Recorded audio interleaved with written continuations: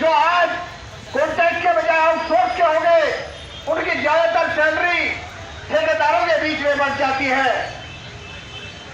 दोस्तों, उनके लिए भी इसने कुछ नहीं किया। और जब हम लोग यहां से रैली लेकर के गए थे तो आपकी संख्या देख करके केजरीवाल ने अपने डायरेक्टर रत्नेश गुप्ता, जो विधानसभा का डायरेक्टर था, उसका रिश्तेदार भी था, उसको भेजा था हमारे बीच में और हमने आप सबकी सहमति से उसको मेमोरेंडम दिया था। उसने कहा था कि मैं 1 हफ्ते के अंदर आप लोगों की मीटिंग करा के आप लोगों को पक्का करा दूंगा, आपके बीच में बोल। तो हमने कोई भी राजनीतिक पार्टी हो, चाहे कांग्रेस हो, चाहे भारतीय जनता पार्टी हो, और चाहे जिसको आज भुगत रहे आम आदमी पार्टी हो, ये हमें कोई भी हमारी भलाई के लिए नहीं है। कोई सांपनाथ है, कोई नागनाथ है, ये कोई भी कर्मचारियों के भले के लिए नहीं है। एमसीडी में लाखों कर्मचारी, जहां भारतीय जनता पार्टी की सरकार थी, लाखों कर्मचारी वहां आज कॉन्ट्रैक्ट पर भी है। सफाई कर्मचारी मैक्सिमम कॉन्ट्रैक्ट पर है, जिनको वो हिंदू बनाते हैं। दोस्तों, मुझे कहने में कुछ वेट नहीं।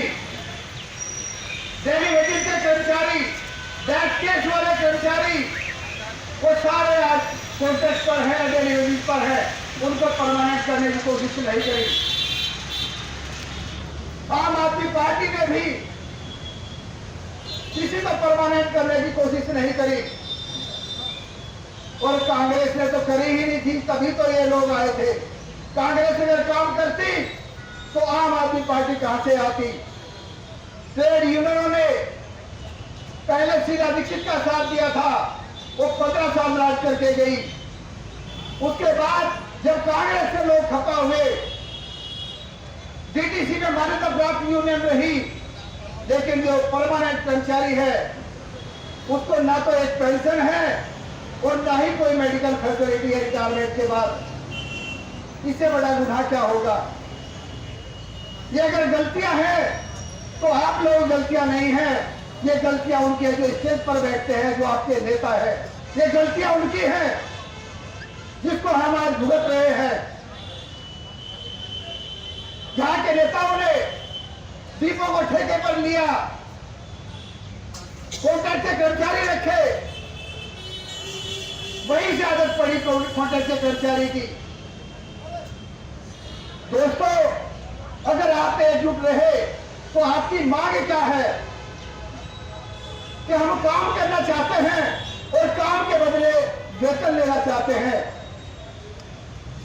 हम कोई धन्ना सेठों की तरह हम लोन या लोन कर्ज माफ कराने के लिए नहीं आए। हम यहाँ काम करने के बदले समान काम का समान वेतन मांग रहे हैं, या हमारी नौकरी पक्की करवाए मांग रहे हैं। जो कॉन्ट्रैक्ट लेबर एक्ट का कानून भी कहता है और सुप्रीम कोर्ट की रूलिंग भी है कि जहां परमानेंट नेचर ऑफ वर्क हो, जहां स्थायी काम की प्रवृत्ति हो, उस पर ठेके का कर्मचारी नहीं रखा जा सकता। अगर कुछ दिन के लिए रखा है तो उसको समान काम का समान वेतन दिया जाए। लेकिन यहाँ सरकार के आदेश होने के बावजूद भी यहाँ के किसी अधिकारी ने या यहाँ के मंत्री ने ये कोशिश नहीं करी कि हम समान काम का समान वेतन तो दें। और ये डीटीसी में आज से नहीं,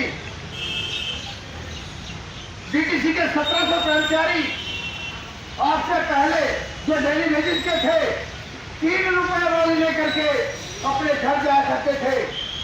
अगर ड्यूटी मिल गई तो उनको वेतन मिलता था और नहीं तो वो 3 रुपए भी नहीं मिलते थे। उनको डेली वेजेस पर करवाया, उनको परमानेंट करवाया। लेकिन मेरे विचार से आज जिसके घर में दिया जल गया उसने अपनी कुंडी बंद कर ली। आज परमानेंट कर्मचारी, मेरे विचार से अगर कोई हो भाई, भला भाई, तो हाथ उठा करके बताए आज के आपके बीच में परमानेंट कर्मचारी नहीं है, आपका साथ देने के लिए परमानेंट कर्मचारी नहीं है। जबकि मेरे साथियों ने सभी यूनियनों को, चाहे वो मान्यता में आज है या पहले मान्यता में रही, इन्होंने सभी को बुलाया, सभी को इन्विटेशन दिया, सभी से जाकर के गुजारिश करी कि आप हमारा साथ दें। लेकिन हमें ऐसा लगता है कि उनको लगता है कि शायद तुम्हें तनख्वाह ज्यादा मिलती है और इनको तनख्वाह नहीं मिलती, इसलिए ये हमसे छोटे हैं, हमें इनका साथ देने की जरूरत नहीं। ये उनकी भूल है, ये उनकी भूल है। मांग उनकी भी है, मांगे उनकी भी है, लेकिन आज उनको तनख्वाह उतनी मिल रही जिसमें उनके बच्चों का गुजारा हो जाता है। हमारे साथी अभी भाई बता रहा था 800 कुछ रुपए मिलते हैं, वो भी जब ड्यूटी करेगा। और अगर कोई एक्सीडेंट हो गया या गाड़ी में कोई फाल्ट हो गया तो पैसे भी उस ड्राइवर या कंडक्टर की तनख्वाह से काट लिए जाते हैं। तो दोस्तों, कैसे आप बच्चे पढ़ा पाओगे, कैसे आप अपना गुजारा कर पाओगे? ये समस्या हमारे सामने है। आज आप तनख्वाह में भले ही कमाए हो, लेकिन मैं अपने साथियों की बात सुन रहा था। वो शेर है, वो गब्बर शेर है।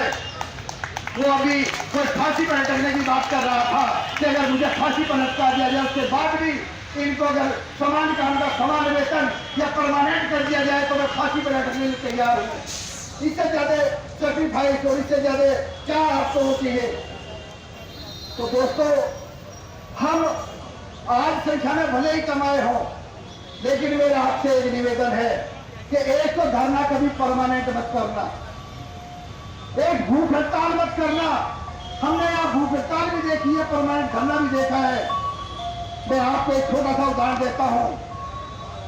जो जीडी अग्रवाल जी नमामि गंगे भारत सरकार का प्रोजेक्ट, मोदी जी का प्रोजेक्ट, जिसमें मोदी जी ने कहा कि माँ गंगा ने मुझे गंगा माँ की शुद्धि के लिए बुलाया है। जीडी अग्रवाल जी अभी पिछले बृहस्पतिवार को 111 दिन की भूख हड़ताल के बाद वो स्वर्गवासी हो गए। लेकिन सरकार के जू नहीं रहेगी। उन्होंने लास्ट में भी जून में एक अपना लेटर प्रधानमंत्री को लिखा और पहले भी कई लेटर लिखे। वो भूख हड़ताल पर था, 111 दिन भूख हड़ताल पर रहा। उसकी स्थिति भी किसी सरकार ने बताई होगी। तो दोस्तों, यहाँ अगर भूख से मर भी जाए, वो प्रोफेसर था आईआईटी का, ये नहीं कि अनपढ़ आदमी था, आईआईटी का प्रोफेसर था। आपने अखबार के माध्यम से शायद पढ़ा होगा। और नमामि गंगे गंगा को साफ करो, इसमें प्रदूषण आता है, इसके लिए वो लड़ाई लड़ रहा था। सरकार को सरकार की बात कह रहा था। उसके बाद उसकी सुनवाई नहीं हुई। तो आप लोग तो अपने लिए भूख हड़ताल करोगे, इसकी सुनवाई कौन करेगा? भूख हड़ताल मत करना, परमानेंट धरना मत रखना, चाहे रोज धरना रखो। बीच में जो लंच टाइम होता है 1 घंटे का रोजाना रखो, हर हफ्ते रखो, हर महीने रखो, लेकिन परमानेंट धरने की या भूख हड़ताल पर जाने की मत सोचना। ये मेरी अपनी तरफ से एडवाइस है, क्योंकि मैं भुक्तभोगी हूँ। मैंने देखा है सारा कि यहाँ लोग अगर मर जाएंगे तो ये उठाने वाले नहीं आएंगे। ये गुंगी बहरी सरकार है और जो प्रशासन में बैठे हुए अधिकारी है, इनमें मानवता नाम की चीज नहीं। ये मानव नहीं, ये दानव है। इनको ये नहीं दिखाई दे रहा कि जब इनकी डिमांड है, इनका नेट रहा है, तो इनको धरने की नौबत क्यों आए? पहले बुला करके मीटिंग करते और ये कहते कि हमारे हाथ में समान काम का समान वेतन तो है, लेकिन परमानेंट कराना हमारे हाथ में नहीं। अरे समान काम का समान वेतन तो देते, परमानेंट करने की कोशिश चला सकते हैं, क्योंकि इंडिपेंडेंट भी किसी भी एक बोर्ड है। आपके यहाँ अपॉइंटमेंट की और सस्पेंशन की पावर डिपो मैनेजर को है। अगर डिपो मैनेजर ही सब कुछ है तो यहाँ किसी लिए बैठे हैं, लाखों रुपए सैलरी ले रहे या किसी लिए बैठे हैं? और कर्मचारी का भला नहीं कर सकते तो किसी लिए यहाँ बैठे हैं? सरकार इनको क्यों ढो रही है? दोस्तों, सरकार की अपनी गलतियां। कभी कहते हो एलजी हमारी बात नहीं मानता। एलजी ने वो 10 करोड़ का 15 करोड़ किया, वो कैसे बात इनकी मान ली? अगर विभाग का बजट बढ़ा दिया, वो कैसे बात इनकी मान ली? कर्मचारी की बात नहीं मानते। ये अपने यहाँ से तो परमानेंट बात करे। ये एलजी ने कभी समान काम का समान वेतन देने को मना नहीं करी होगी। ये तो कॉन्ट्रैक्ट लेबर एक्ट, इसका इम्प्लीमेंटेशन जो डिपार्टमेंट काम करता है, एडमिनिस्ट्रेशन, वही करे। उसमें लिखा है, कानून लिखा है कि जो आदमी काम कर रहा है, अगर वो समान काम का समान वेतन जो परमानेंट आदमी को तनख्वाह मिल रही है, वही कॉन्ट्रैक्ट के कर्मचारी को तनख्वाह मिलनी चाहिए। ये तो यही के प्रशासन की वो है। मंत्री की बात करो, हमेशा जो बजट आता है हर साल, और किसी में किसलिए बजट आता है? 2000 बसों का टेंडर होता है, 1000 प्राइवेट, 1000 सरकारी। प्राइवेट तो हमें हर साल आ रही है और सरकारी बस कभी नहीं खरीदी गई। ये सारी प्राइवेट में से आ गई। अगर ये बसें प्राइवेट है तो ये कर्मचारी कैसे सरकारी हो सकते हैं? ये बसें सरकारी करो, जब इनमें डीडीसी लिखा है तो डीडीसी उनको टेक ओवर करे। और जितने कर्मचारी वहां काम करते हैं, चाहे ड्राइवर काम करता है, कंडक्टर काम करता है, चाहे वो मेरे साथी जो गार्ड है, वॉलंटियर, वो काम करते हैं, उन सबको परमानेंट करे। ये सरकार का दायित्व है।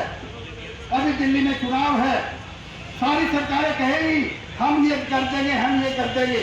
जहाँ जहाँ चुनाव आता है वहाँ कहते हैं कि हम लाखों पड़ी पोस्टें, जो खाली पोस्टें पड़ी है, उनको भर देंगे।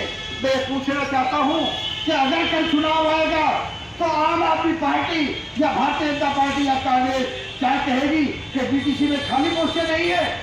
जब खाली पोस्टें हैं तो भरी तो नहीं जा सकती। उनके बदले कॉन्ट्रैक्ट पर कर्मचारी क्यों?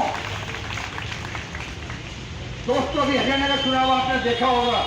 हरियाणा के चुनाव में वहां हर पार्टी ने कहा 2 लाख पोस्टें खाली पड़ी है, वो भर देंगे। वो आते ही भरी जाएंगी। जब सरकार भर सकती है तो यहां क्यों नहीं भर सकती? यहां तो लाखों पोस्टें खाली पड़ी हैं। तो मेरे दोस्तों, इस जो मुहिम आपने चलाई है, मैं भाई शर्मा जी को, मनोज को, ललित भाई को और वाल्मीकि जो आपकी पूरी टीम है, मैं उनको बधाई देता हूं कि आप लोगों ने ये जो ज्वाला जलाई है इसको जलती रहे और आने वाले चुनाव तक इसको बुझने मत देना। और मैंने जहां तक सुना है, इन्होंने सारी पार्टियों के अध्यक्ष, जो दिल्ली का भारतीय जनता पार्टी का अध्यक्ष है उसको भी लेकर दिया है, जो बीजेपी का अध्यक्ष है उसको दिया है, जो कांग्रेस का अध्यक्ष है उसको भी दिया है, और आम आदमी पार्टी का अध्यक्ष है उसको भी दिया है। और कहाँ पार्टियां हैं? सबके मैनिफेस्टो बनने वाले हैं।